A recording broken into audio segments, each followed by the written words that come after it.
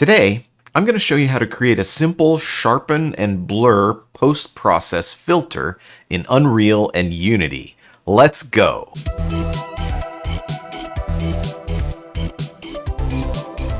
So first, I'm going to explain how a post-process blur and sharpen filter works, and then I'm going to show you how to build it in a shader. But first, let's step back a bit. 2 weeks ago, we looked at how to get set up and apply post-process shaders in Unreal and Unity, and I showed you how to create this simple warping effect.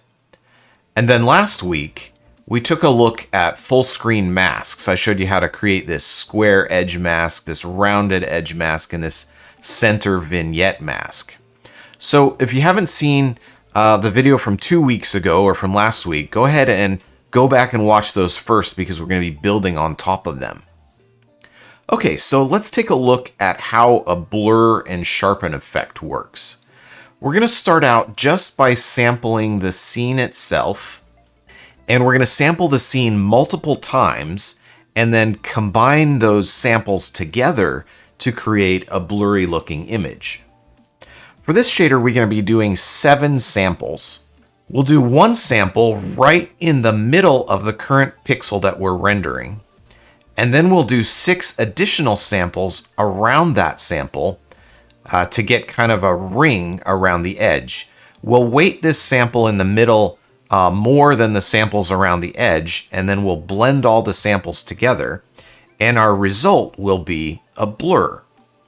So the first thing that we need to figure out is how to get the UV coordinates for each of these 7 samples.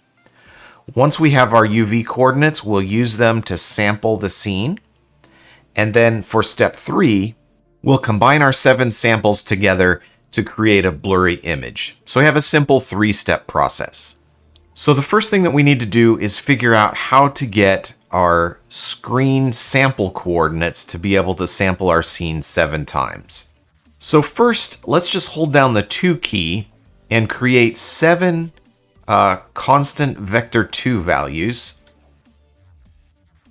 And these values are going to represent each of the samples that we're making. We know that the first sample is right in the middle, so it can have a value of 0, 0. Then these 2 are going to represent the samples to the right and to the left. So we'll give this one a value of 2, and we'll give this one a value of -2. So that'll be sampling the right and then the left. And then these last 4 samples here are going to be the 4 corners that are above and below our center samples. And so for these, we're going to give them a value of 1 and 2, a value of 1 and -2, a value of -1 and 2, and finally a value of -1 and -2. So if we take a look at each of these positions, what we're getting is a value of 2 and -2, a value of -1 and 2, and a value of +1 and 2, and then a value of -1 and -2, of 1 and -2. So these are our 7 samples. And the next thing that we need to do is take these values and actually convert them to the values of real pixels on the screen. And in order to do that, we need to add a node to our scene called screen resolution. And so this visible resolution value is going to give us the number of pixels across and the number of pixels down in the viewport that we're currently rendering. And to get the size of an actual pixel, all we need to do is divide 1 by our visible screen resolution. So we'll add a divide node here, take our visible resolution, and 1 divided by our visible resolution will give us the size of a single pixel. And now, in order to create our correct pixel offsets, we just need to multiply each of these values by our screen pixel size. So I'm going to go ahead and add a multiply. And we're going to multiply each of these values by 1 over our screen resolution.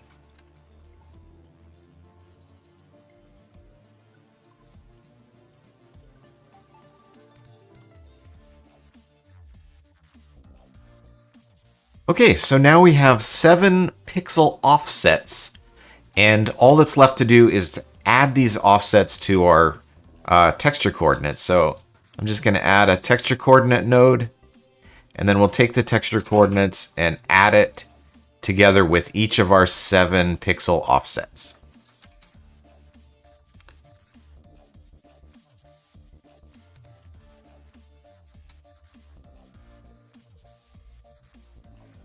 And we're done. So now we have 7 sets of UV coordinates that we can use to sample our scene.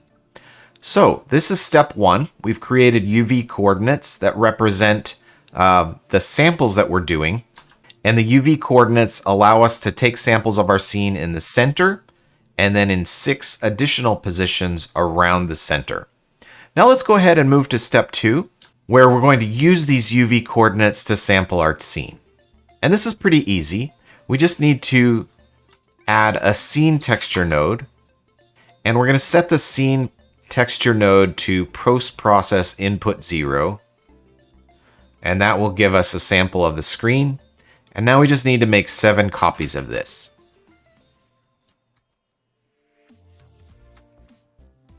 All right, and now we just need to hook up our UV coordinates that we've created. So here's the center sample, the right sample, the left sample, and then the last 4 are our top and bottom corner samples. And we're done. Great. So we've sampled our scene 7 times, and now we need to combine our samples together. In order to do this, we're going to weight the center sample a little bit more, and then each of the samples around it is going to be weighted slightly less.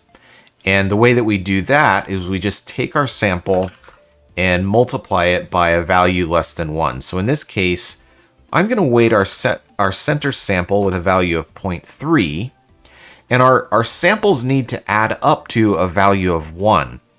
So I've used 0.3 of our value of 1, which means for the last remaining 6 samples, I have a total of 0.7 for each of these 6 samples. So if I divide 0.7 by 6, I get this value here. So this is the value that we're going to use for the weight of each of our 6 remaining samples. And I'm just going to round it off. So let's go ahead and add another multiply node. And we're going to be multiplying by 0.11667. So just go ahead and multiply all 6 of our samples by this value.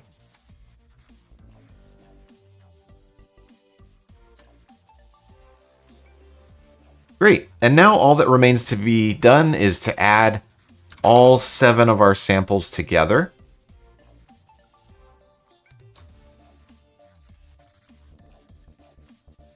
So we'll add our first 2 and our third.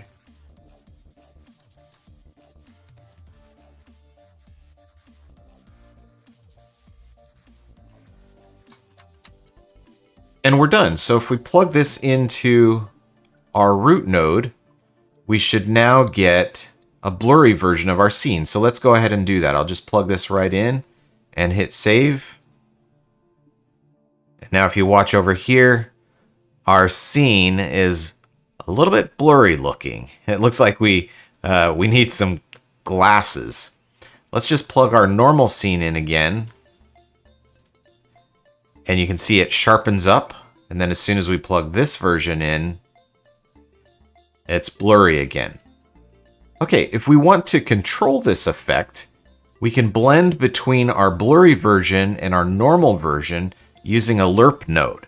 So let's go ahead and add a linear interpolate node. And we're going to make the blurry version plugged into B. And then I can just take this first sample here before we multiply it by anything and just plug it directly into the A socket of our lerp node. All right, now I'm going to add a value here and plug that into alpha. So if our value is 0, our scene is going to be nice and sharp. But if our value is 1, our scene is going to be blurry. So I can use this value to decrease or increase the amount of blurriness that I want to add. And I can even overdrive it. If I add a value of 2, now my scene's going to be even more blurry. However, because we're only doing 7 samples of our scene, this blurriness has a limit. And if I take this value too high, if I give it a value of like 10, for example, it's going to stop looking like blurriness and more like something else that's really strange. So probably want to limit this value to just within the 0 to 2 range or so. Okay, so we've created a nice little blur filter here. We're doing 7 samples of our scene, 1 in the middle and then 6 around the edges. Then we're combining them together. And then we have our little control that we could expose as a parameter. If I just pick convert to parameter, then on a material instance, I could tweak this parameter to control how much blurriness to apply to my scene. But what about sharpening? How can I sharpen this? Is there an easy way to take what I've done here with these multiple samples and use it to sharpen our scene? Well, yes. We can use the magic of the lerp node to sharpen. We know that higher values fed into the lerp make the scene more blurry. But what about lower numbers? What happens if we go below 0 and give our lerp a value of -1? Well, let's find out. Here we'll set it to 0, and we'll just have a regular scene. But if I set this value to -1, now I'm sharpening my scene. Can you see how that works? If 0 is a regular scene, 1 is a blurry scene. If I go the opposite of blurry into negative, it pushes it away from blurry, and the result is sharpening. Let's take a look at -2. You can see that I can get even more sharp, and we can get even sharper if we go to something like a -5. So this is the same way that software like Photoshop uses to sharpen your scene. If you apply sharpening, it's doing something similar where it's taking multiple samples of the scene that would normally blur, but then going in the inverse direction to sharpen. And what this does is it adds contrast around the edges of each individual pixel. So pretty cool. We've got a filter here where if we go in the negative direction, we can sharpen. And if we go in the positive direction, we can blur. All right, so that's how you create a blur and sharpen filter for your scene. Now we're using this filter here where we're tapping once in the center and then we're doing 6 additional samples around the center. But you could do all kinds of other schemes. You could add multiple additional samples. You could randomize the arrangement of the samples. All these different things that you could potentially do, but the idea is the same, that you take multiple samples, blend them together to get an average, and then higher values will blur, and then going into the negative will sharpen. All right, so that is how you create this effect in Unreal. Let's switch over to Unity, and then I'll show you how to do it there. And be sure that you stay tuned to the end of the video because I'm going to be sharing how we're going to be combining these filters together in a future video. I'm going to give you a little sneak peek. All right, let's switch to Unity. All right, here we are in Unity, and I've started in the same shader that we've been working on for the last 2 weeks. So 2 weeks ago, we built this distortion shader, and then last week, we built our 3 full screen masks. So here's our square edge mask, our rounded edge mask, and also our vignette center mask.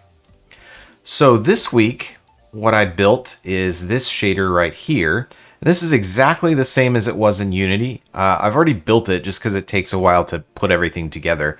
but I'll go ahead and walk you through how it works. So we've got this node here called screen, and it brings in the width and the height. And I use the combine node to combine those together into a single vector2 value. And then we're getting the reciprocal of the screen width and height. And that's the same thing as dividing 1 divided by these two values. That's a reciprocal. And so then what this gives me is the size on the screen of each individual pixel. And then I have my offset values. So my first value, or my first sample that I'm making, is not offset at all. It's right in the center. So you can see I've given it a value of 0, 0. And then I've got my two offset values for my left and right samples. I've got a value of 2 and -2. And then the last 4 are for my top and bottom corner samples.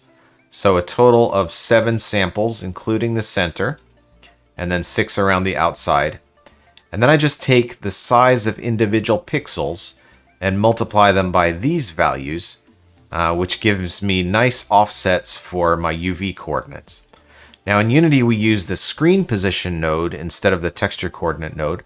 So I take my screen position and I add my offset values to it, to each individual screen position coordinate. And that gives me the coordinates that I need to sample my scene. So then I take my scene color node and I use these values as the coordinates to sample them. So I've got 7 of those. And then I have to weight them in order to combine them together. So my center sample, that's not offset at all, I'm weighting with a value of 0.3. So I multiply my center sample by 0.3. And then all the rest of my samples, I'm multiplying by 0.11667. And 0.3 plus 0.11667 multiplied by 7 is going to equal 1. So all of these weights together will equal 1. And then all that remains is I just need to add all of the results together. And that gives me my final result, which is my blurry looking image over here. If we just take the result of our center sample and wire that in, now you can see that my scene is nice and sharp again. But if I pass it through my blur filter here, I get a blurry scene. Now what we haven't done yet is adding our lerp to the end. So I'm going to create a new lerp node here.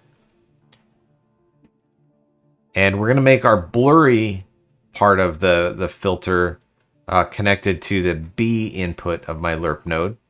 And I'm going to come up here again to my center sample, and we're going to wire that into the A input of my lerp node. So if I lerp with a value of 0, I'll get a nice sharp scene. But if I blur with a value of 1, I'll get a blurry scene. So let's just go ahead and add a float value here. And I'm going to give it a value of 0. Save it. Get a sharp scene. If I change my float value to 1, now I get a blurry scene. And just like we did in Unreal, if I give this a negative value, I'm actually applying a sharpen filter to my scene instead of a blur filter. So now my scene is sharper than it used to be. And I can even go higher than that. I can give it a sharpen value of -2, and everything just gets sharper and sharper. Now, for things with really thin edges like these plants, -2 may be a little bit high. So if I just want to sharpen it a little bit, maybe I give it a value of -0.5. Yeah, so I just sharpen up my scene just a little bit. Okay, that's how you create a blur and sharpen filter in Unity as well as Unreal. So we're just doing 7 samples of our scene with our samples arranged with 1 in the center and then 6 around the edges. And then we multiply them by our weight values, 0.3 and 0.11667. And multiply them by the weight values and then add the results all together.